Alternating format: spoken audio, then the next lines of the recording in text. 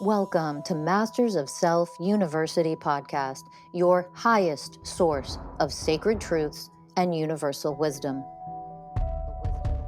Hello, beautiful souls. I'm Rachel Fiori, mystic, spiritual teacher, psychic healer, and founder of Masters of Self University. Join our journey of soul transformation as we deep dive into this latest episode.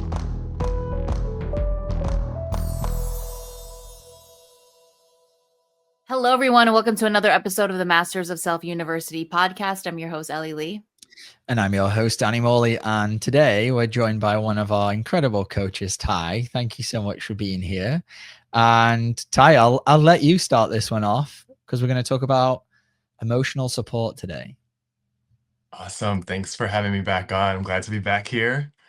A lot has happened since the last time I've been on, so let's dive in. So, emotional support. I feel like collectively we don't really know what this means. And I want to give an example of how it's showing up in my life right now and what I'm moving through, because August was a fucking crazy shit show. And so was September for me. So let's dive right in. So I had a lot of struggles in August when it came to work and just navigating a lot of overwhelm and overload. And I reached out to my dad looking for some emotional support. And I'm figuring, at my age now, there's not much at stake anymore in terms of, you know, talking with my dad. It's not like he's like I'm a child anymore and he needs to lay down these rules. I feel like we can just come together as two adults and just talk. Or so I thought, right? Um, so in talking with my dad, I expressed to him that I was, I was struggling in my career a little bit. And we were having just like a heart to heart in the car. And I wanted to talk about the number one, two, and three things that is not emotional support. But in a lot of our minds, in my dad's mind, this is him being a great dad, being emotionally supportive. So, number one, the first thing that he did when I came to him and expressed how I was struggling, first thing was judgment out of his mouth. Ty, you're being too sensitive. You're not social enough. You're not speaking up. You're not talkative. That was the first things out of his mouth to me as his son. And that's what I've been getting from him for my like entire life. And to now be a grown man now, and it still activates that wounded part of me. It's like, oh, okay, that's it right there. When he goes into this moment where it's like, you're to this, you're to that. It's like, well, here we go again. Like I could feel like myself back to 8 years old, like overwhelmed and overloaded. Number two thing that he does is avoidance. Super big. So I started to get emotional in the car because I said to him, "Well, do you want to know some of the reasons why I'm so quiet? Like I'm not talkative. I don't share." And it's like I felt like I could never go to you for like emotional support growing up because everything was larger than life at home between, in your marriage with mom and all this. And my voice started to crack and I started to get emotional. And I thought, okay, this is the part where he's really gonna finally like he's gonna see me. He's gonna like reach over and like put his hand on my shoulder and like say, like, Ty, I see what you're going through. Like, I get it. And I'm sorry. And none of that happened at all. He was completely detached. He was quiet. He turned the other way in the car, like looked out the window. And here I am, like getting emotional as your son, and you can't even like reach over and just give comfort, anything in that moment. It's like out the window for him. So that's the next biggest thing is that avoidance, the avoidance, the going silent, the going cold, detached. And the number three thing, which really hit me hard, I came back to him like the day after, thinking that, we could revisit it and talk about it more. And it was dismissal. So that was the next program for me. He said, Ty, you're 30 something years old and it's time to let it go. He's like, what happened between my mom or my mom and him, between him, is in the past. It's like done. It's like you have to get to a point where you just let this thing go now. And all I could feel in that moment was like, thank God I have this work because it would have fucked me up if I didn't have something like this work to fall back on. I would have spiraled so hard because I would have just overwhelmed and overloaded myself with, damn, I really should have just moved on by now and been over it. So that's number 1, 2, and 3 for me that I want to start with. Let's stay with that one you just shared because it's awesome. I'd love to unpack each one of these, but basically in that moment he's saying, yeah, whatever your feelings are, and I know Ellie, you've experienced this within some of your family dynamics, so I'm interested to hear your shares. But whatever your feelings are, like, they don't matter. Like, you share, like, you just got to get over it. And this is so like textbook patriarchy. Like, whatever your feelings are, you just got to just get over it. Just move on. Just get it together. Like, hello, just get rid of your feelings. And it's a complete dismissal to, your experience. And this is obviously how we're programmed as men, is like, get rid of your feelings. Like, don't have them. There's no place for them right here, because there's no point there's hopelessness there, right? There's no point feeling them because it's not going to change anything. So just get rid of them. And obviously I can only imagine how crushing that is, to have somebody you're coming to, your father, you come to them for support, and basically they're just saying, get whatever it is that you're feeling, just get rid of it. Yeah, I mean, this all comes down to emotional fragility. I mean, especially in men, they can't handle anything. And then to have your sensitive child come up to you and trying to express himself or trying to feel something in front of him. I mean, think about what that does to an emotionally fragile man. They want to run far away from it, so they gaslight you, and they bring you down, or they tell you things like, let it go, you're too sensitive. I mean, they destroy the child because it's their inability to handle the emotions. And as you speak, it's like, this is what my dad did too. My dad was nice growing up. I mean, we had our moments. He was nice. But now looking back, it's like, anytime I would come to him with anything, this man would literally physically turn away. Like, there were times where he couldn't even come near me because he cannot handle, number one, what it brings up in him. Number two, having his own child feel things that he does not have access to, that he refuses to feel. And then the only thing they know how to do is the let it go, dismissal, get over it, go to the doctor and like get a pill. Like, it's anything to shut that up so that I don't have to feel what's actually coming up for me because I can't handle it. Yeah, 100%. And he can't see how these are his programs being reflected back to him. Mm-hmm. So when I'm showing up silent, quiet, well, you're sitting there silent and quiet in the car. You're not saying anything. You're being distant. So when I'm struggling at work and I don't know how to reach out and ask colleagues for support because it brings up all of this for me. Like when I need to ask for help at work, it's like this is what gets activated in me. And I rather just go silent, go cold, go distant, go detached. And my dad sees that and then judges that. Mm-hmm. So it's just wild to see, like, how are you going to judge me and then sit in the car and then also be detached and cold and distant and silent? Yeah.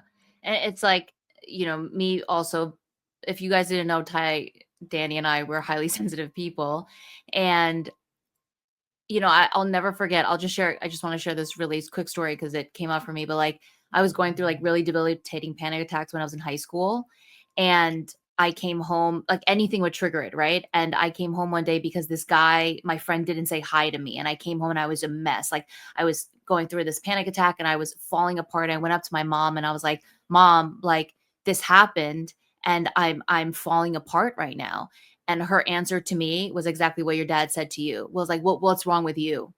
You're the problem. You're the reason why people are not saying hi to you. If you were more like this, and that, if people liked you more, then you wouldn't be feeling all of this. And just what that does to a child, literally, like a teenager, I'm still a child. When I'm in the thick of panic and confusion and I'm feeling lost, and all I need is the nurturing and the guidance, not coddling, but guide me in this moment. Like be the stability because I'm so unstable right now.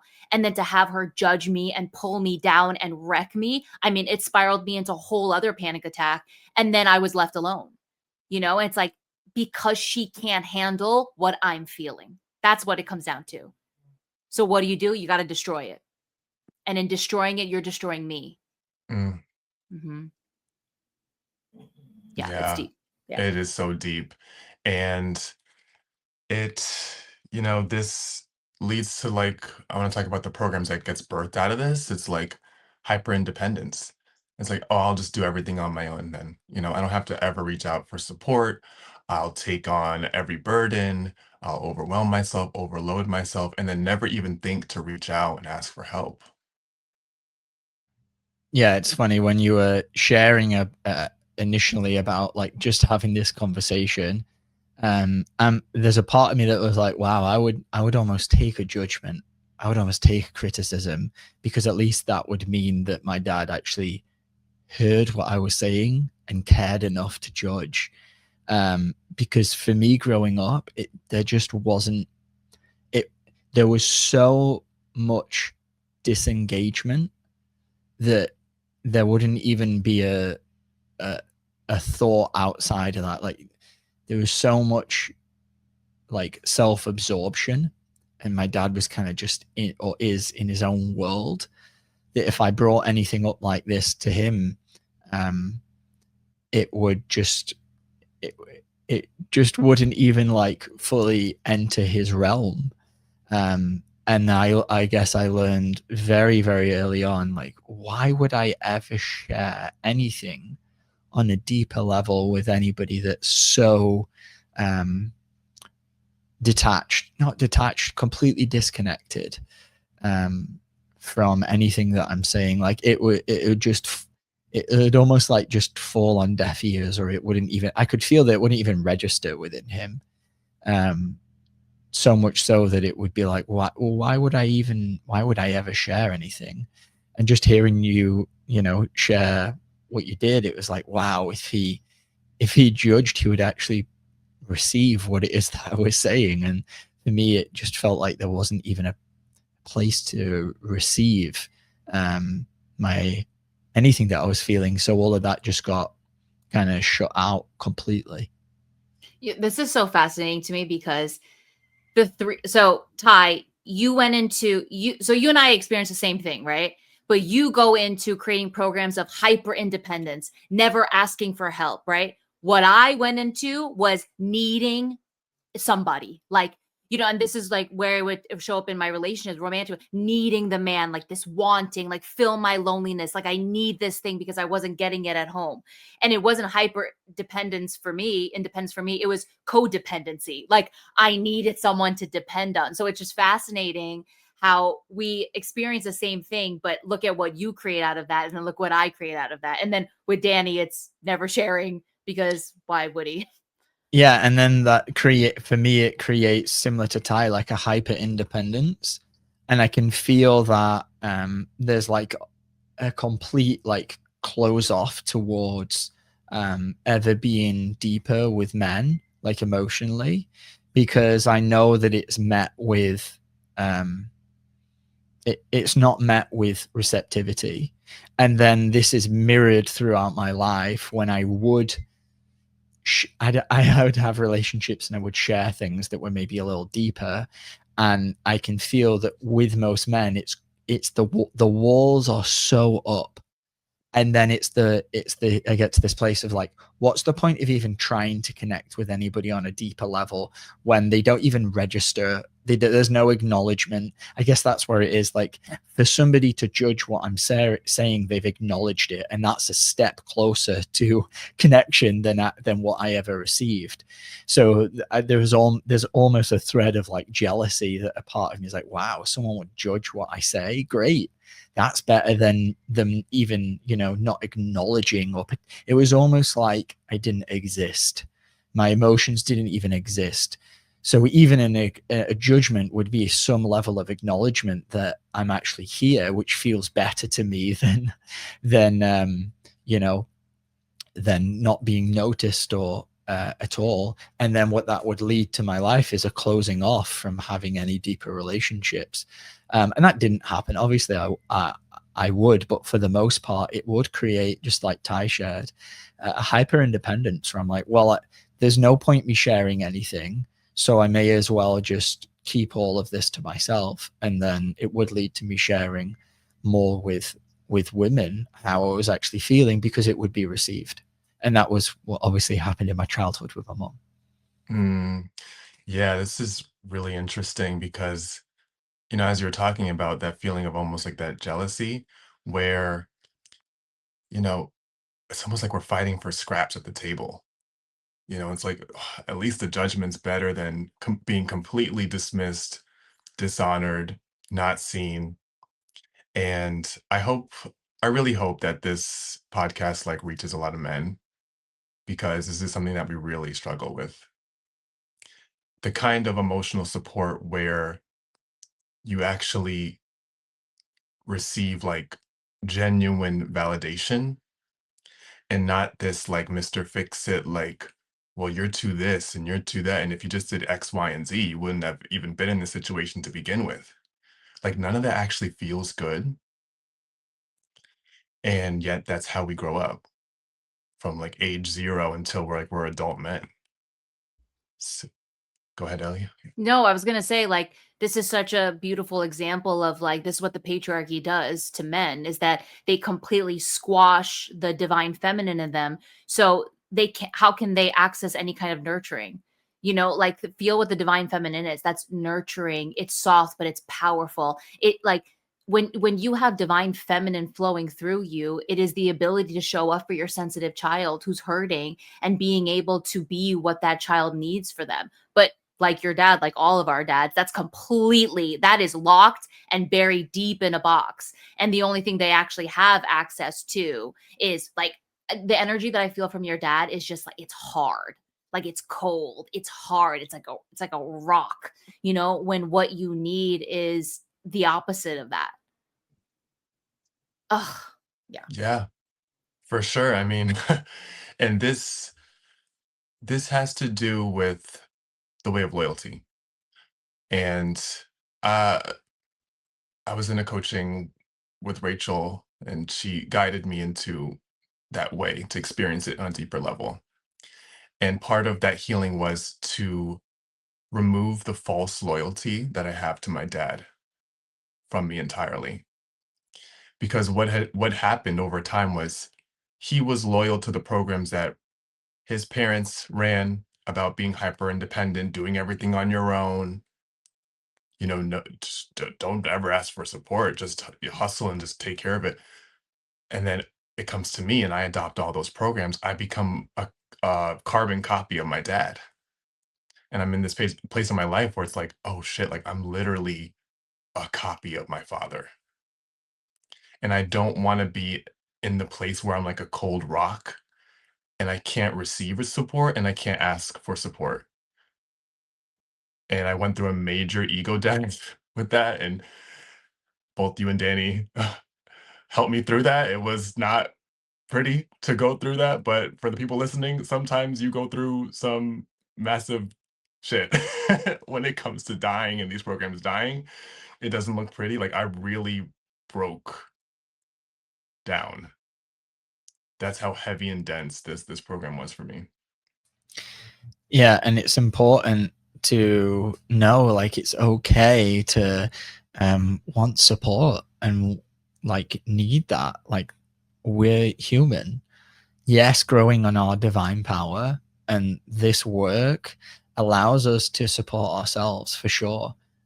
That's the whole point of it, right? Is learning how to activate our divinity and allow that part of us to truly support us. But in that as well, like in oneness, it doesn't mean we're just hyper independent and the only support we ever get is having to reach it, you know, from ourselves. It's recognizing, oh, I'm actually at a place right now where I do actually need someone's help. I do need someone's support. And it's not coming from a place of like, oh, I need them, I'm powerless, I'm, you know, I'm so weak, I'm a victim. It's, oh, I can actually feel that I actually need a little more right now. And it is okay to reach out for support. And there's a like this kind of juxtaposition, like paradox here, where doing this work, you're going to learn to support yourself, but you'll also learn when is the appropriate time to actually reach out and ask and be like, hey, I am really struggling right now. And I'd love to go into this more with you, Ty, because I know that this has shown up a lot for you in your workplace, as you shared at the beginning. And it is okay to be like, yeah, I'm actually taking on too much. And that is a program, right? That is not living in oneness, is when we take on all this stuff and we think that we have to be the one to, you know, do it all. Or even as we're healing, is like, oh, I have to heal. I went through this phase after a couple of years of doing this work where it was like, okay, I need to completely learn this and do this on my own, and I don't need to reach out for any coaching or any help from anyone else. And there's an element of truth there that, yeah, we do want to learn how to become our own support and self-sufficient. But that doesn't mean when we're going through a challenging time, we don't lean on the people that are around us, or, you know, our close inner circle, or a coach, or, you know, a mentor for guidance on how to get through this challenging time. It doesn't mean that we, just as we're doing this work and we're learning how to love ourselves, that we do become hyper independent, because that is a program in of itself. And for you, Ty, it's cool. Like the part of you that needed healing was actually reaching out and being like, hey, like, I actually need help right now. And I've fallen into that a lot, especially when it comes to being at work, even at home. This is something that Ellie and I have moved through, is when we used to go camping, I didn't like it because I would get so overwhelmed with every little thing that I had to do to ensure that we had a good camping trip. And so instead of just asking Ellie, hey, Ellie, I need you to do X, Y, and Z, I would just internally suffer and get really stressed out. And I would have a miserable time getting ready for this camping trip. And then when we would leave, Ellie's laughing because she knows it's true. And when we would leave, I would be in such a straight state of like stress, and I would be right at the edge of my tether, that we wouldn't necessarily have a good time, at least for the first beginning bit, because I was so drawn out to my wire. And all I needed to do was be like, hey, Ellie, I need you to do X, Y, and Z while I do X, Y, and Z, so that, you know, it's not all on my plate. But the program that I would run was I would take it all on my plate and never ask for help. Yeah. It wouldn't be the best time. And then my programming is, oh, you do everything, so I'm good. I'll just, you know, lay back. We, of course, because, you know, I grew up in meshment. But you know, something interesting that's coming up for me as we're talking about this is like, why do we keep going back? You know, why do we keep going back to the parent and expecting, you know, it's obviously because there's still wounded aspects of our inner child, right? And this is what I see Danny moving through with his parents, and like with I mean, I feel like I'm in a place now where I'm like, like I've reached that threshold where I'm like, I would never go there. Like I would never ask for support. Like, because I know exactly, I've already learned many times it's never gonna be what your wounded inner child needs it to be. So it's time for us to grow up, right? And the question for you, Ty, too, is like, where do you feel like you are at with this inner child that is still looking at dad and seeking that nurturing, or, you know, the whatever you're receiving for him? Because he's obviously come a long way, but there is still aspects that are showing up that are hoping for dad to see me, to be there for me, to not to judge me, to nurture me. I mean, well, let's get into that one, right? Uh, it's like, so my dad, for the people that do this work, and the students who might be listening, we talk about parenting styles, and my dad is rigid and meshed. So that's a gnarly combination right there, because that means you're both super inflexible, but then also you impose yourself. Like you constantly insert yourself into like your child's life. So growing up for me, what did that look like? It looked like my dad doing everything his way because it's the right way. I remember, and even Danny was coaching me through this one, learning how to tie my shoes for the first time. My dad didn't really have the patience to teach me how to do it. He would just see my shoes untied and just like get in a huff and puff and just like tie it himself. And I'm just there like, okay. And then he would eventually like realize, okay, Ty needs to learn how to tie his shoes. So he's like, you take this loop and you take that loop. And I would get so overwhelmed because I was so sensitive, right? And just shut down. And he would have no patience, get aggravated, and do it himself. So that kept repeating throughout my childhood, where it's like having a book report due. Oh, here comes dad. He's going to edit it. And I'm like in third grade, and you're a grown man editing like a third grader's like book report, or working on a diorama or a project for school. And that's that enmeshment. Like he couldn't bear the fact that I could reflect poorly on him.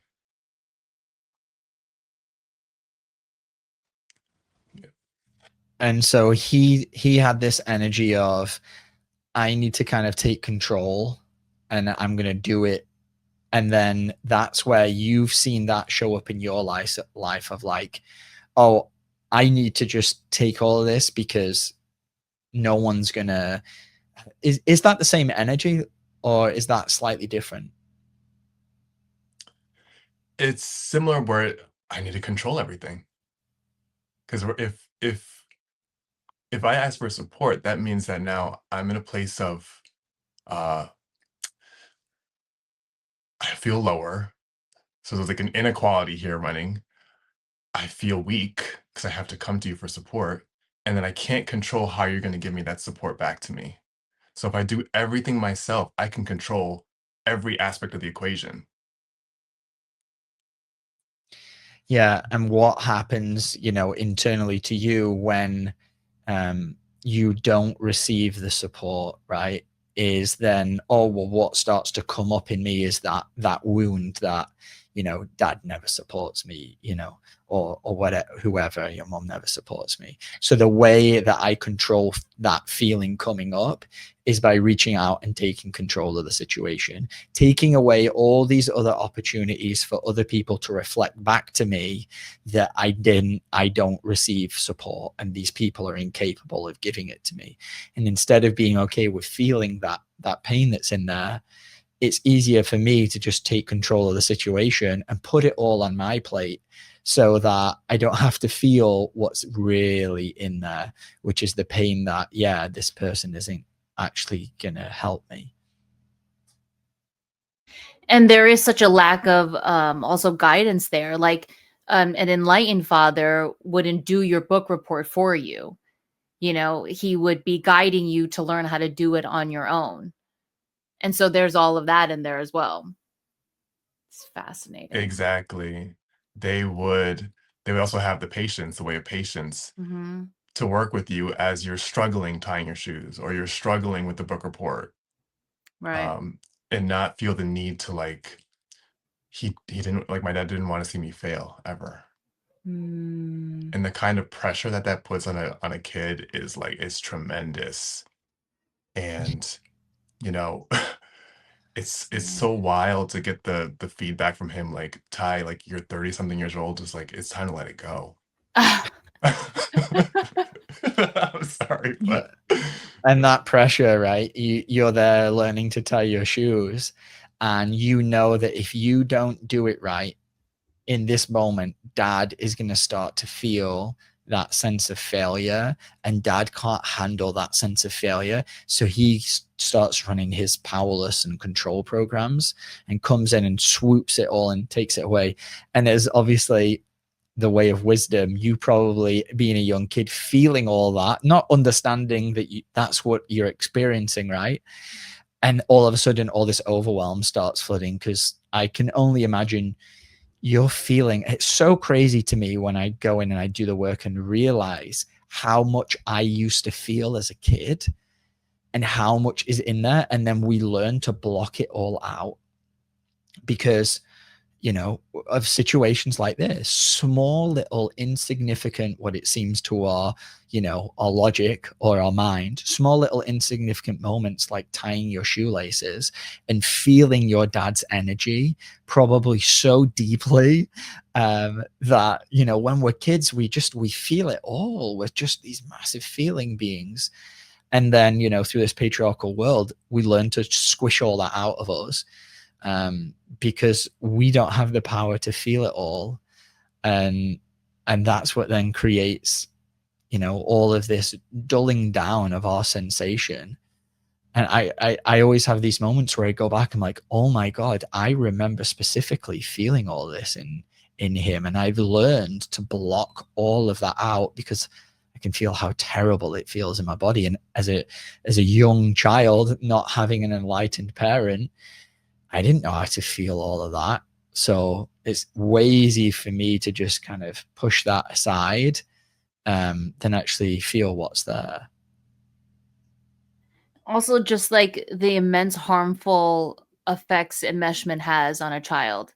So like when he doesn't want to see you fail, right? He goes into, I'll just do it for you, right? Because it's his lack of not wanting to feel all that.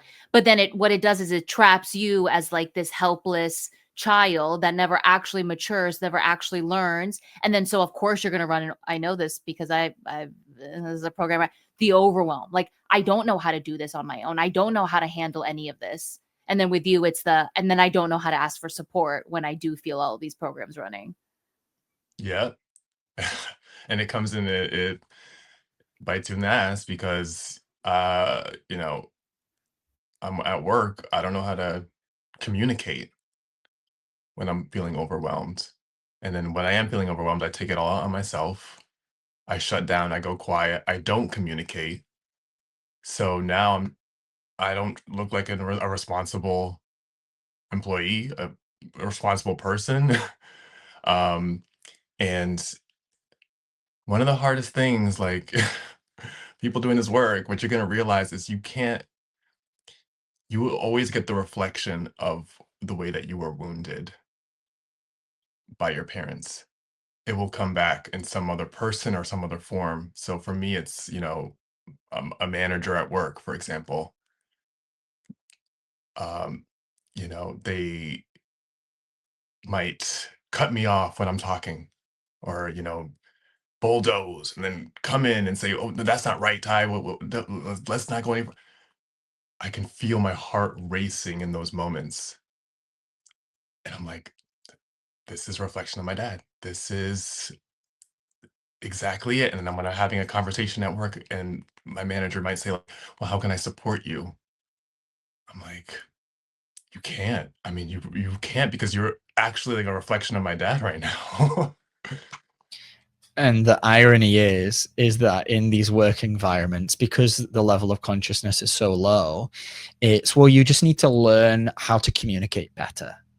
You just need to work on your communication skills, which is the opposite of what we teach at MSU, because what that is let's change your behavior with another behavior. You just need to learn to communicate better. And it's like, yeah, of course I do. But why can't I communicate? Because there's all of this stuff coming up. And to truly set yourself free, it's about going in and doing the inner work to energetically completely transform the way you communicate. It's not about choosing to communicate differently. It's about healing the energy of why do I shut down? Why do I not ask for help? Just telling an employee, oh, you just need to reach out for more help is like, yeah, duh. Like that's, of course I do, but why can't I? And without this work, I see this in my kind of like, I call it like a 3D job working at a restaurant. It's like I see this like across the board. Oh, you just need to communicate better. And it's like, yeah, of course you do. But it's like, what's the energy that underlies? Like we have this one employee who I'm not going to suggest their position in the restaurant, but who clearly runs misogyny programs. And it's like just working on his communication with women is not addressing the energy that's in there. You can't just tell somebody like that, oh, you need to communicate better. It's like you need to heal all of the separation, the inequality, the judgment that's in there that's leading to the poor communication or the lack of communication or whatever it might be, because that's where we find freedom. And that's where the true transformation happens in our own life. It's like just having your boss tell you, oh, you just need to communicate more. It's like, yeah, if it were that easy, right? Also asking for support, like, oh, how can I support you? You're clearly not somebody that has shown that I can even reach out to that in the first place, which is just a hilarious thing to ask somebody when it's like, you're not, why don't you think I ask you for support, even if I have my wounding as well, Yeah. I have a question for you, Ty, there, because one of the programs that I used to run around this was like, well, you should already know that you need to do X, Y, and Z to support me. Like, I shouldn't have to ask you to support me. You should just be supporting me. Why do I need to be the one telling you, hey, I need support right now? Why aren't you just showing up in a supporting way? Did that run it all for you? Oh my God, wait. And that's totally his dad. Like that, the manager is your dad because he doesn't know how to support. Yeah. Right. Yeah. And yeah, sorry, take it away. No, go ahead. You're perfect. You get the mirror image. Mm-hmm. And you do this work at MSU, you go into year 1, year 2, whatever it is, you start to really figure out how this place works. Yeah.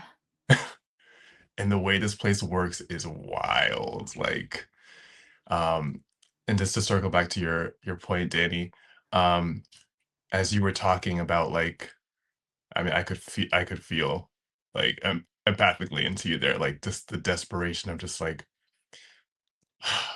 you should already know how to support me. You should already know how to support me. Like that, there's that desperate energy there. There's that like, there's also a little entitlement, right? Because it's like, sometimes we feel like the way that I want your support to show up, it has to match the way I need it. And we even see it as coaches sometimes in, our forums and Discord. It's like where students might feel like, the support that I'm receiving doesn't feel like the support that I need. And it's like, okay, let's break down that program. Let's go into that one because there's a lot there. Yeah, for me, there was always this like when I go back to like the situation with camping, there was always this this like expectation running of like, you should already, like, I shouldn't have to ask you to do these things. You should already know that you need to do X, Y, and Z. And this is how I felt, like growing up, like with my dad. It was like, I shouldn't have to ask you for support. I shouldn't ever, like, you're my dad. This should come naturally to you. Yeah, I need to. And why? Like, why do I need to ask you for something that should be innate flowing from you? So yeah, there's this, the entitlement is in that expectation of like, yeah, this is something that should just naturally be there, and it isn't. And because it isn't, for me, like, that was where a lot of the pain was like, I'm having to ask for something that I feel like everyone else gets and I don't. And there's victim energy in there of like this should just come naturally from everyone. And you are, this was the program, like you are so in your own world, in your own like bubble of just thinking about you, that you're not aware that I'm doing everything for you. And this is an energy that I actually received off, I can feel off my mom. And this is more of like a wounded feminine, as far as I've understood, like wound where in patriarchy, and Ellie and I just released a podcast about this, it creates man babies where the man does nothing and the woman does everything. And I could tell that I absorbed this energy from my mom, where she was feeling like I have to do everything, because he's not going to do anything. And if I don't do it, and this was the program that used to run with camping, if I don't do it, it's not going to get done.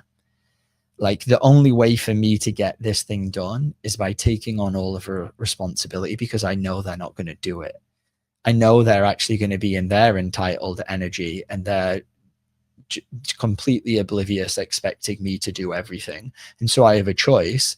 I either ask them to do something which I know isn't going to get done, or I just zip it up and do it myself. And then that would lead to all of the overwhelm, because it's like I don't have the capacity to do all of these different things, because it's a lot for one person. And so that's kind of like where I was able to see like these energies would come from, is like absorbing that all off mom, and then, you know, seeing dad just didn't really care, and he wasn't going to just expected everyone to do it all for him.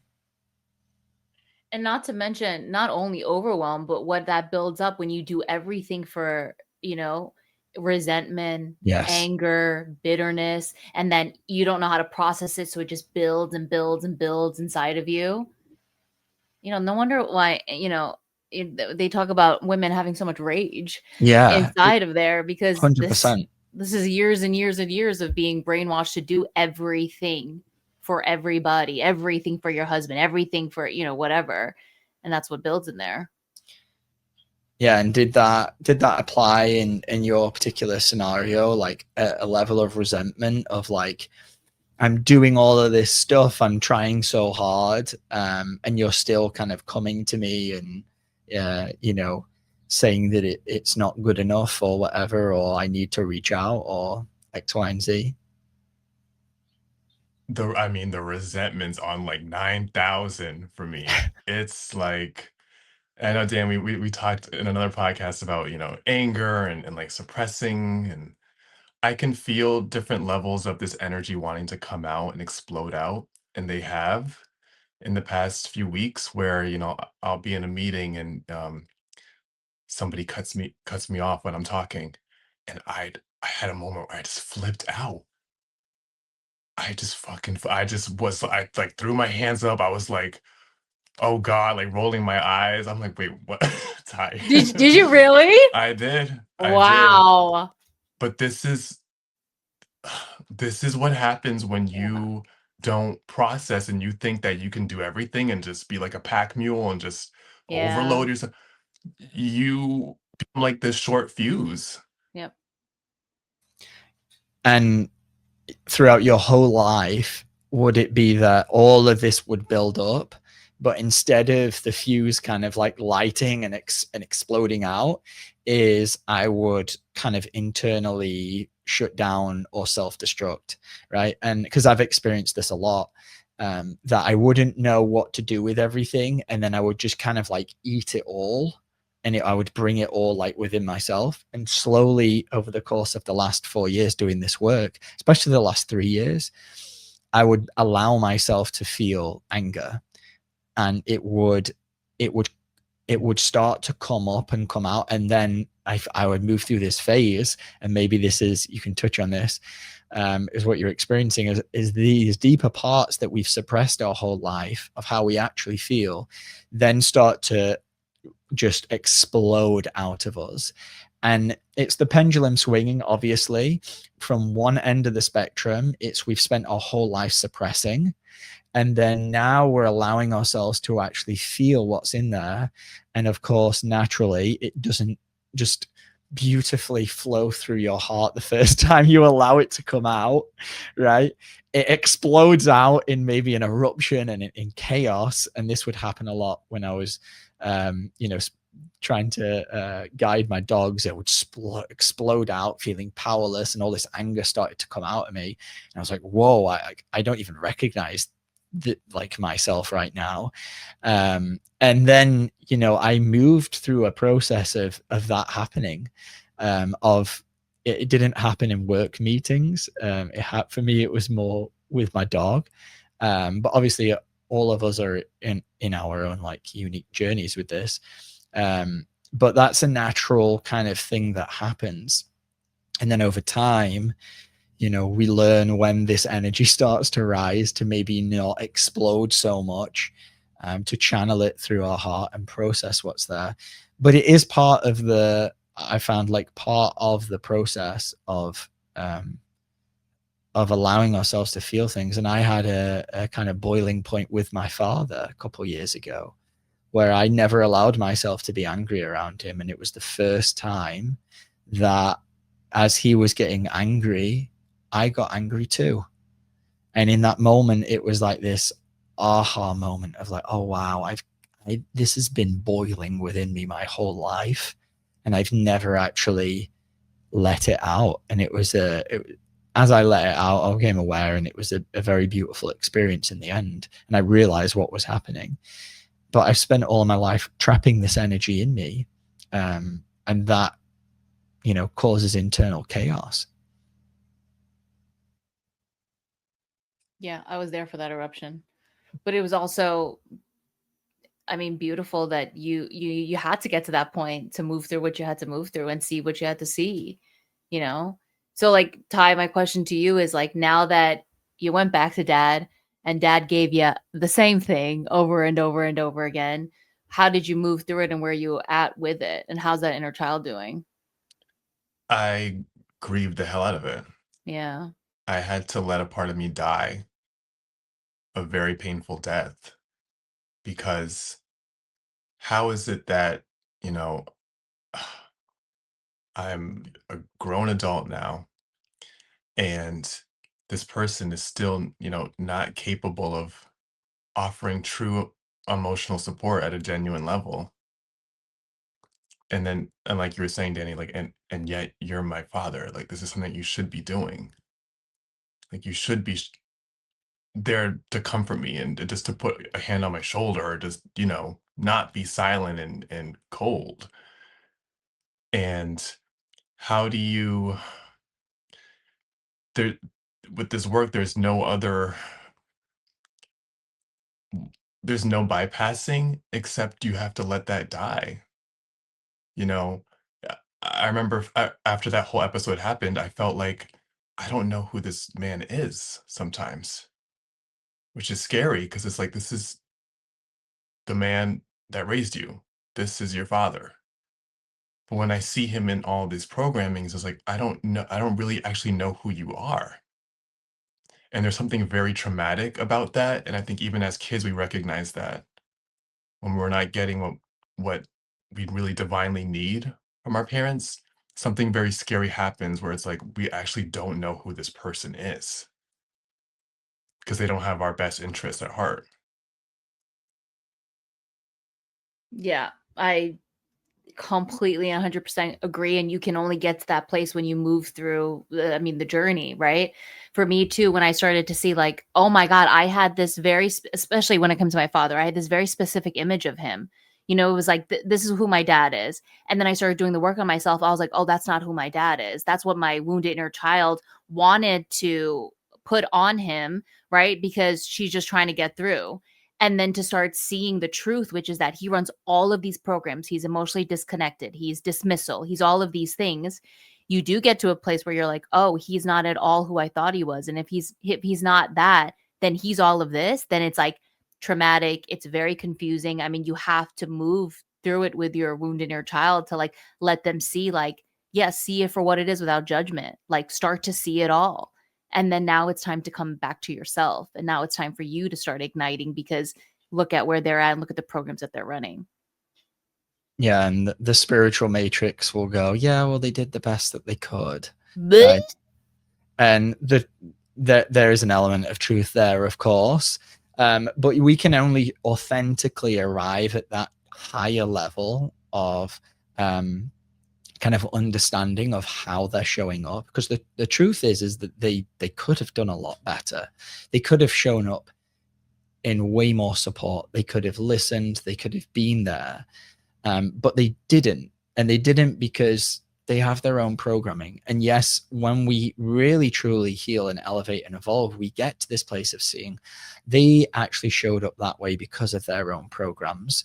And it isn't personal to me, but we have to, as you mentioned, the process of death, we have to actually allow ourselves to move through that process of dying to the idea of what we think they were, and actually feel the pain that's in there. Because otherwise, if we just say, oh yeah, well, they showed up the way that they did because of their own programs, we can easily spiritually bypass the actual pain that's in there, which is, yeah, and I really wanted them to show up this way, and when they didn't show up this way, this was the pain that was created. And because of all of our powerlessness and our conditioning to live in the mind, the spiritual matrix teaches us like false teachings of, yeah, well, they did the best that they could, right? Oh, well, my dad had his, he did what he could, he tried, or he had his own trauma. And that's true, but it doesn't negate the fact the way that he showed up created a lack of emotional support for me growing up. And that lack of emotional support meant that it's created a lot of pain that's in there that actually needs to be looked at and felt. Yeah, and sometimes with the spiritual matrix tells us, they did the best they could. Even my dad said to me, I did the best that I could. He's I showed up to all your concerts as a kid. I would sit in the front row, and I could feel him going into this very small place. Like, you don't even see the ways that I showed up for you, and I supported you. I'm like, whoa, what was that? Justifications start to flow in, all this defensiveness. I experienced some of the things, I know Ellie has too. All these programs start to emerge out. Instead of taking ownership, when my son comes up to me and says, Dad, I didn't feel like, you truly loved me or supported me in moments, instead of going, oh my God, son, I'm so sorry. Tell me about the ways that I lacked that ability to love you.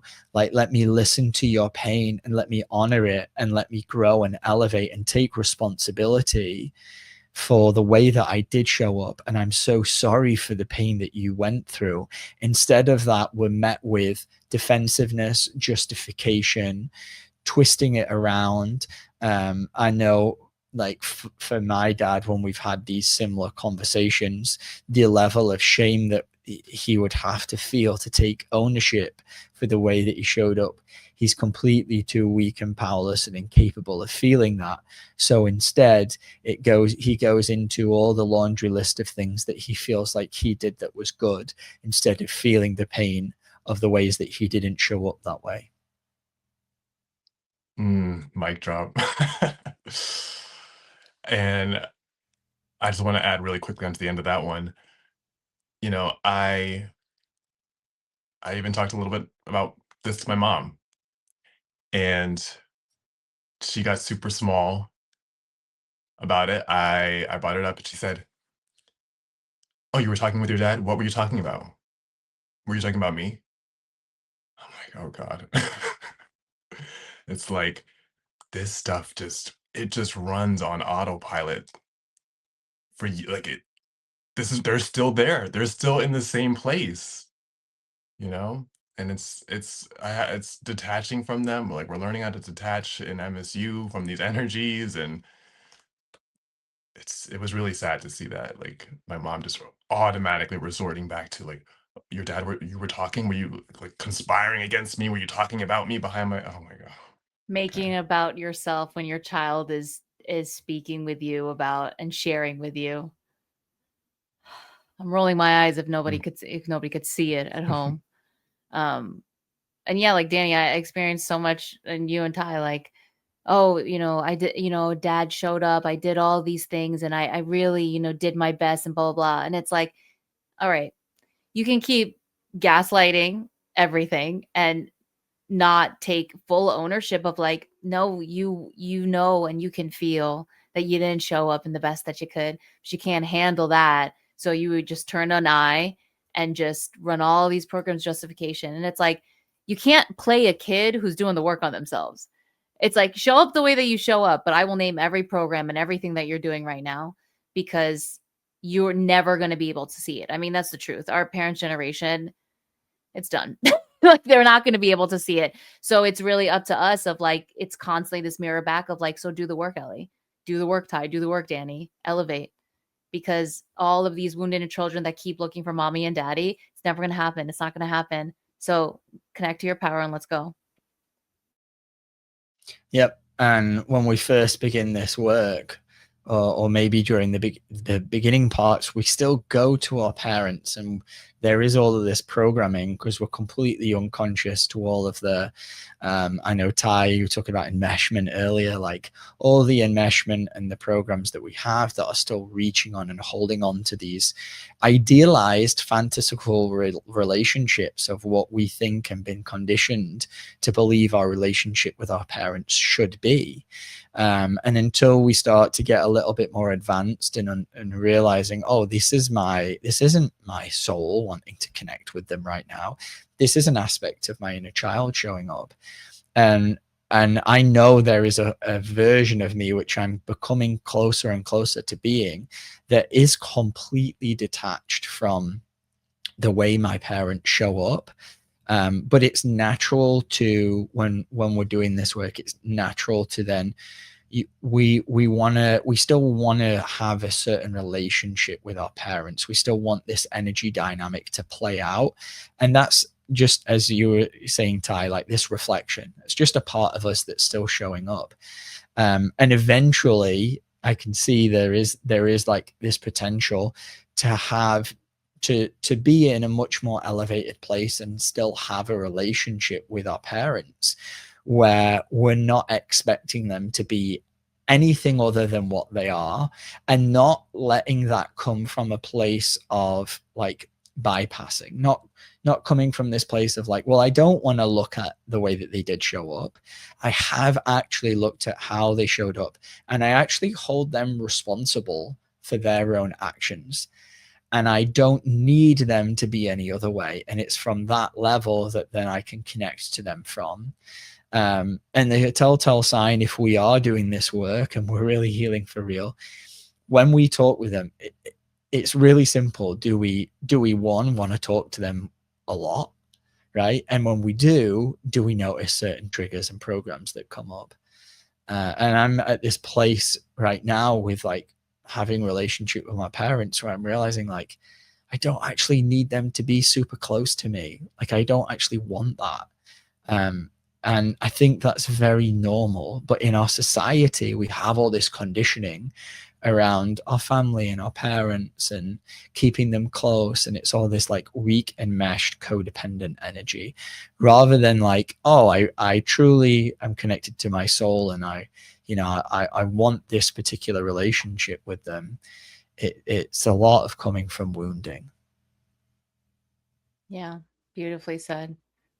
Ty, anything you want to wrap up as we wrap up this episode? Yeah, I just would like to circle back and just I hope that anybody listening, especially the men listening, start to look at the ways that like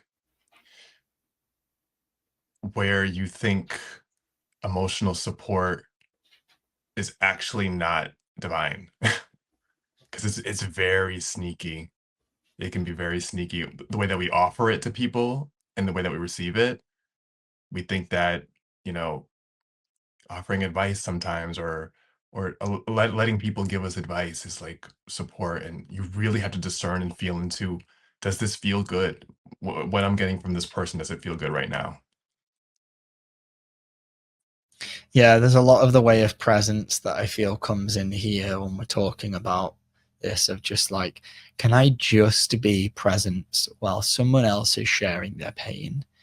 And when we're able to offer that divine frequency of the way of presence without needing anything to be different and just accepting things for what they are, just as they are, we don't need them to change. We're able to just show up as the way of presence. It's what we can offer somebody in that moment is so beautifully divine, so nurturing and supporting. For somebody to just share their pain and not need their pain to be any different, not need to, as you said, Ty, like share something on how it needs to be changed, or different or fix it. It's as you mentioned, a common program that especially men run, and just to be okay with what's here. And that's so nurturing, so supporting when we can truly offer that to the people in our lives, just becoming the way of presence. Beautiful. And thank you, Ty, so much for this beautiful discussion today. For those of you guys who have listened and you're like, all right, I'm ready. Great. Our spring semester starts January 20th, 2026. We are having free student enrollment meetings right now. So you can sign up at mastersofselfuniversity.com. And until next time, we'll see you guys then. Bye. Bye. Bye.